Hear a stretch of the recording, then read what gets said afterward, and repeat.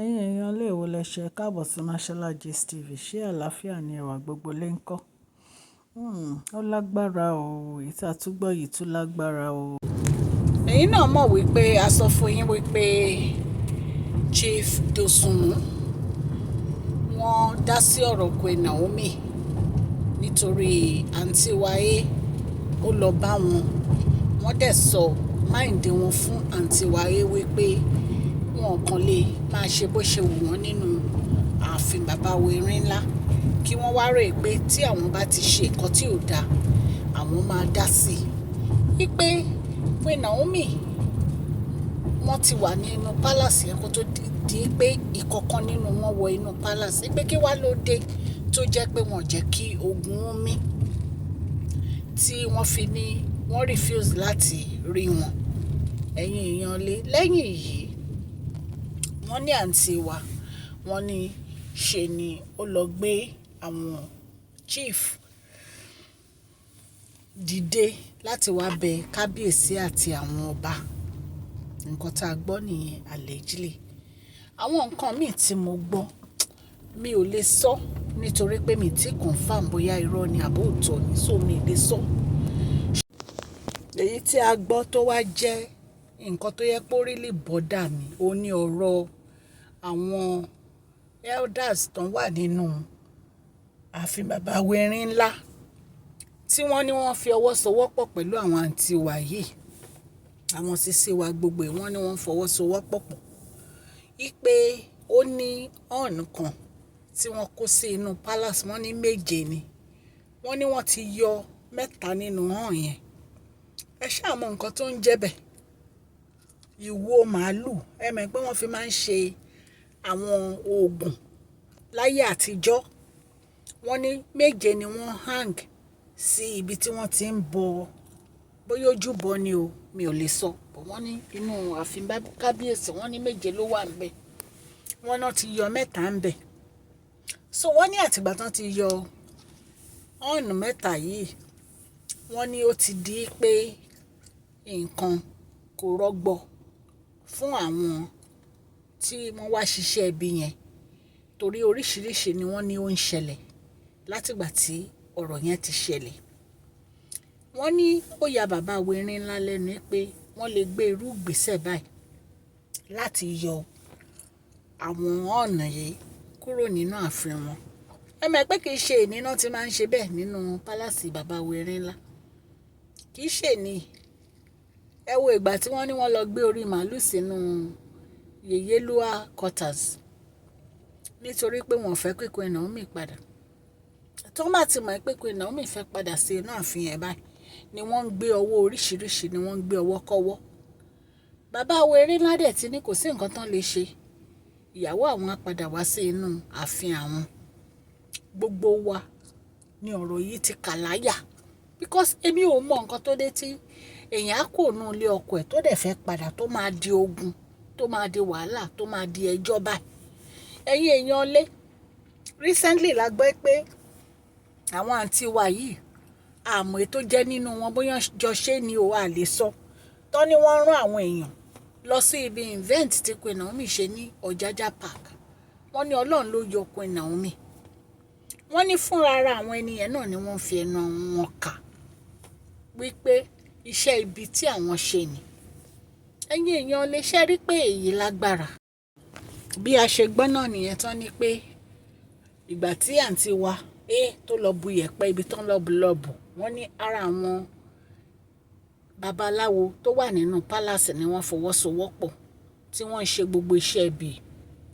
Ṣùgbọ́n wọ́n ní gbogbo àwọn tán wà nídìí ọ̀rọ̀ yìí, wọ́n ní ọwọ́ wọn wọ́n ló ti ń bọ̀ o. Wọ́n ní oríṣiríṣi ló ń ṣẹlẹ̀ sí wọn. Èmi ò fẹ́ máa sọ nǹkan tó ń ṣẹlẹ̀ sí wọn, ṣùgbọ́n wọ́n níbi ń ṣẹlẹ̀ sí wọn. Ṣé ẹ mọ̀ pé wọ́n ti ní ancient sword ó ń jà fún bàbá wẹ̀rin ńlá. So wọ́n ní ancient sword ló ń jà fún bàbá wẹ̀rin ńlá, wípé ẹni tó bá gbọ́wọ́ kọ́wọ́, wípé ancient sword, wípé ó ń fi ojú wọn gbolẹ̀ ni. Nǹkan tá a gbọ́ nìyẹn o. Ẹ̀yin èèyàn lé, àfi kí Ọlọ́run Elédùmarè kó ṣàánú fún wa. Wọ́n ní kẹ́ ẹ fi ìyàwó àwọn lọ́rùn sílẹ̀ àti ọmọ àwọn, ṣùgbọ́n ẹ kọ̀ ẹ gbọ́. ókè tí wọ́n lọ ṣe tó lọ bu yẹ̀pẹ̀ tó lọ fi ń ṣe nǹkan tó fẹ́ fi ṣe. Ìpè rárá o, ò fẹ́ Queen Naomi àti kábíyèsí, ò fẹ́ wọn pọ̀. Ṣé o ti wá rí wọn túká? Ṣé o ti rí wọn túká? Ṣé nǹkan tí Ọlọ́run bá ti so pọ̀, ṣé èèyàn kankan lè yà wọ́n lóòótọ́? Ṣé ẹ ti rí ibi tí ọ̀rọ̀ yìí já sí nísìn? Nǹkan tí a fi máa kọ́ ẹ̀kọ́ nínú ọ̀rọ̀ yìí ó pọ̀ gan o, kì í ṣe kékeré. Ẹ wo àtìgbà tí kábíyèsí ti ń fẹ́ àwọn sísí wa gbogbo ẹlẹ́yọ kọ̀ọ̀kan. Èwo nù wọn ló dàbí Queen Naomi? Kò sí rárá. Mo fẹ́ sọ ìtàn kékeré kan fún wa. Wọ́n ní ọba kan, ó ní ìyàwó 4. Ṣùgbọ́n ìyàwó tó kọ́kọ́ fẹ́, ó bínú kúrò nínú ààfin. Kí ló dé tó fi kúrò nínú ààfin? Wọ́n ní ojú ẹ̀ ní ọba yìí, ojú arábìnrin yìí ló fi fẹ́ gbogbo àwọn ìyàwó 3 tó fẹ́ yìí. Ìgbà tó wá fẹ́ gbogbo wọn tán, ó wá pa ìyálé tì. Nítorí pé ìyálé yìí ò mára mú, ó pa tì. Bí ìyálé ṣe bínú kúrò nínú ààfin nìyẹn. Àtìgbà tí ìyálé dẹ̀ bímọ ọkùnrin, àwọn yòókù wọn ò bímọ ọkùnrin, gbogbo wọn ọmọbìnrin ni gbogbo wọn bí. Ìgbà tí ìyálé wá bínú kúrò nínú ààfin, ọba yìí ó wá ṣàìsàn. Àìsàn yẹn kò síbi tí wọ́n gbé ọba yìí dé. Wọ́n gbé lọ síwájú, wọ́n gbé lọ sẹ́yìn, wọ́n gbalé àwọn aláwo lọ, wọ́n pe gbogbo àwọn oníṣègùn tí wọ́n mọ̀, ara ọba yìí ò máa yá. Ìgbà tó yá, wọ́n wá pe babaláwo ńlá, èyí tó jẹ́ pé wọ́n ní òun nìkan ni ògbórí babaláwo ní gbogbo ìgbà yẹn. Babaláwo mà wá, ó dífá. Ó ní ọ̀nà kan ṣoṣo, Ifá tó ń dá yìí kò gbẹ́bọ kò gbé tutù o. Ó ní wọ́n gbọ́dọ̀ lọ mú olórí àná tó lọ wá pẹ̀lú àrẹ̀mọ. Ipe nǹkan tí wọ́n kàn ní ìdí ni pé kí àrẹ̀mọ ṣàdúrà fún kábíyèsí, ní ara kábíyèsí àbáyá. Ipe wọ́n á dẹ̀ fún bàbá ní omi. Ó dé àrẹ̀mọ yìí nìkan ló lè fún wọn lómi mu.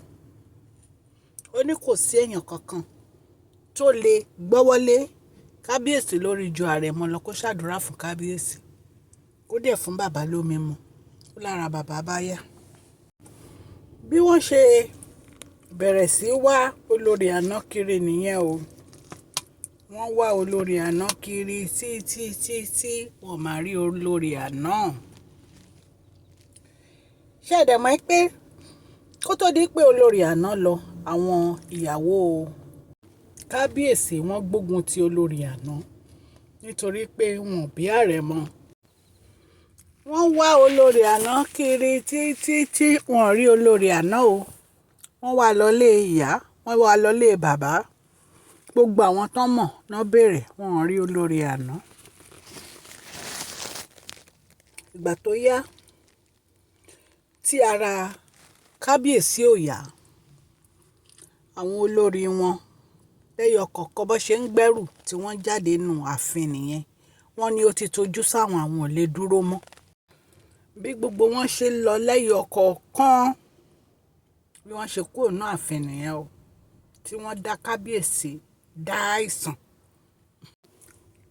Ìgbà tí olórí àná wá gbọ́, wọ́n ránṣẹ́ sí olórí àná ní ilé ìyá wọn wípé kán wá, ọ̀rọ̀ pàtàkì wà. Bí olórí àná ṣe lọ sílé ìyá wọn nìyẹn, wọ́n wá sọ fún olórí àná pé ó rẹ ọkọ wọn, ìyẹn kábíyèsí, pé wọ́n ní ìdí wọn kán wá pẹ̀lú àrẹ̀mọ. Bí olórí àná ṣe yọjú sí ààfin nìyẹn. Nígbà tí olórí àná dẹ̀ máa dé ààfin, bàbá ò lè sọ̀rọ̀ mọ́, ọwọ́ náà fi ń júwe. Onífá ló bá ní kán ṣe àdúrà fún kábíyèsí ní àrẹ̀mọ. Bí àrẹ̀mọ ṣe gbọ́wọ́ lórí orí kábíyèsí báyìí, kábíyèsí tó ti dùbúlẹ̀ àìsàn fún odindi ọdún 8 gbáko, bí kábíyèsí máa ṣe dìde nìyẹn tí kábíyèsí jókòó tán láwọn fẹ́ mú ẹ̀kọ́ ó ya gbogbo àwọn èèyàn lẹ́nu bára bàbá ṣe yá nìyẹn nígbà tí àrẹ̀mọ gbé omi fún wọn ìpè kan mu bí kábíyèsí ṣe bẹ̀rẹ̀ sí í bẹ olórí àná nìyẹn lẹ́yìn yìí la gbọ́ pé kábíyèsí wọ́n tún pẹ́pẹ́pẹ́ lórí àlééfà wọn wá jẹ́ kí ìkankan nínú àwọn olórí tó lọ ìpadà wá mọ́ olórí àná yìí wọ́n wá fẹ́ títí wọ́n wá jẹ́ kí gbogbo àwọn olórí tó lọ yìí wọ́n jẹ́ kó padà wọ inú ààfin wọn mọ́ àwọn àtolórí àná náà wá fẹ́ náà wá pẹ́pẹ́pẹ́ títí so ẹ̀yin èèyàn lé ọlọ́run elédùmarè á wà pẹ̀lú kábíyèsí á dẹ̀ wà pẹ̀lú Queen Naomi á jẹ́ kí bàbá wa ẹni ìtàn Ògúnwùsì Adéyẹyè á jẹ́ kán pẹ́ lórí àlééfà o ní agbára ọlọ́run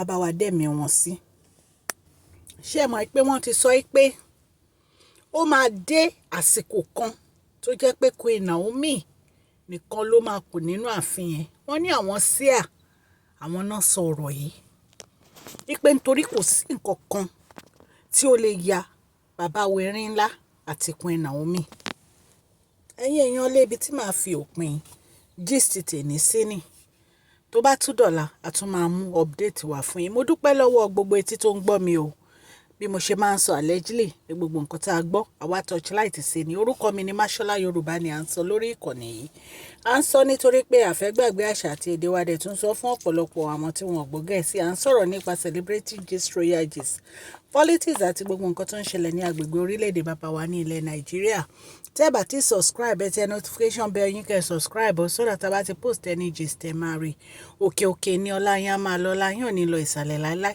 ẹ má gbàgbé kẹ́ fún fídíò yìí ní thumbs up o ẹ̀yin tí ẹ ti send account number yín fún prize giveaway ẹ tètè kẹ́ send ẹ o because on the 14 ni ó máa close lẹ́yìn oṣù mẹ́ta a tún máa ṣe mí gbogbo ẹ̀yin tẹ́ ti send gbogbo orúkọ yín ni mo ti rí tó bá di ọ̀la màá pe orúkọ gbogbo àwọn tí mo ti rí account number wọn lẹ́yọ kọ̀ọ̀kan mo dúpẹ́ lọ́wọ́ gbogbo ẹ̀yin ó subscribers ọlọ́run á bá mi gbọ́wọ́ yín sókè o ẹni tọrọ jẹ ẹni tọrọ mu ẹni ẹlẹ́ni ò ní gbà ṣe yín ṣe o gbogbo ẹ̀yin tẹ́ ti subscribe kílẹ̀ ń dúró ṣe tètè subscribe ọlọ́run á nífẹ̀ẹ́ gbogbo yín o please share this video like and subscribe God bless you all Mashola Gist TV love you all.